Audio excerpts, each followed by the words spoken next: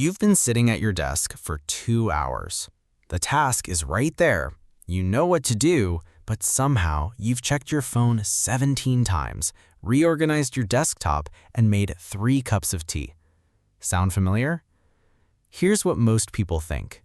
I'm just lazy.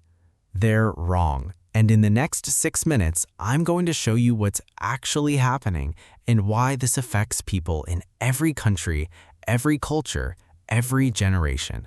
For decades, we treated procrastination as a time management problem. Just use a planner, set a timer, break it into steps. But researchers started noticing something strange. People who procrastinate know what they need to do. They often know how to do it.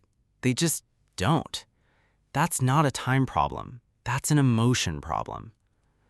Dr. Fuchsia Sorois at the University of Sheffield and dozens of other researchers have now confirmed this. Procrastination is emotion regulation, not time management. Here's what that means. When you look at a task, a difficult report, a hard conversation, a confusing form, your brain doesn't just see the task, it feels something about it. Maybe anxiety. What if I do it wrong? Maybe boredom. This is going to be so dull. Maybe self-doubt. I'm probably not smart enough for this. Maybe overwhelm. I don't even know where to start. And here's the critical part. Your brain is wired to move away from discomfort. So instead of sitting with that uncomfortable feeling, you open YouTube or scroll Instagram, or suddenly decide the kitchen really needs cleaning. That relief you feel when you avoid the task, that's real. It's immediate. It's powerful. Your brain learns avoidance equals relief, and it comes back to that strategy again and again. This is why willpower almost never works. You can't outmuscle a system that's been running in your brain since childhood. Now, this is why procrastination crosses every border. In high-pressure cultures like South Korea or Japan, it often looks like perfectionism paralysis. I can't start until I know I can do it perfectly. In collectivist cultures, it might look like fear of disappointing others. What if my work reflects badly on my family? In competitive Western cultures, it often looks like imposter syndrome. Everyone else seems to know what they're doing. I'm going to be exposed. Different emotions, different cultural contexts. Same mechanism. Avoidance, relief, repeat. Here's what makes it worse. After you procrastinate, you feel guilty.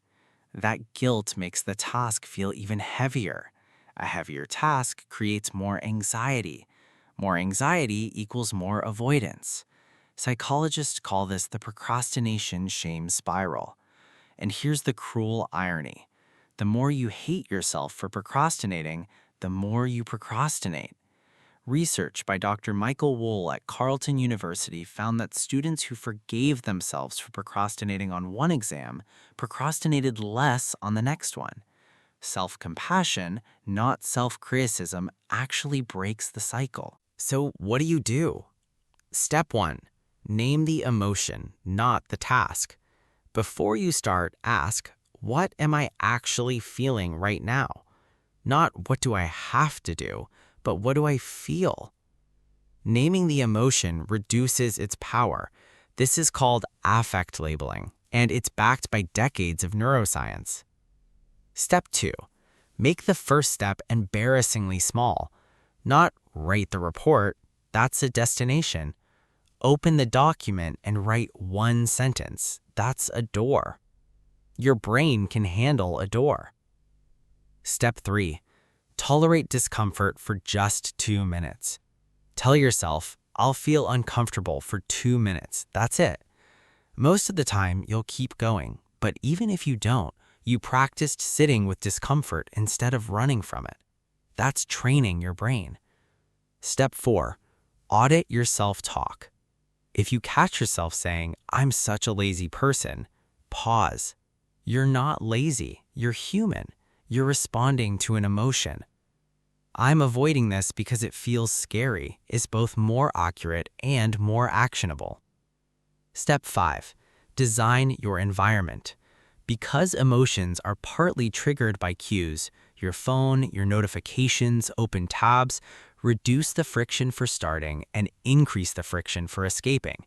Phone in another room, one tab open, 5 minutes, go. Here's the thing. Nobody tells you.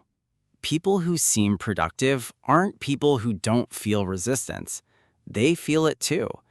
They've just learned to recognize it for what it is, an emotion, not evidence that they can't do the thing. You're not broken. You're not lazy.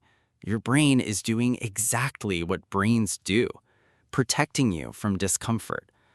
The work isn't to force yourself harder. The work is to get curious about what you're feeling and take one small step anyway. That's it. That's the whole game. Now close this video and go do the thing.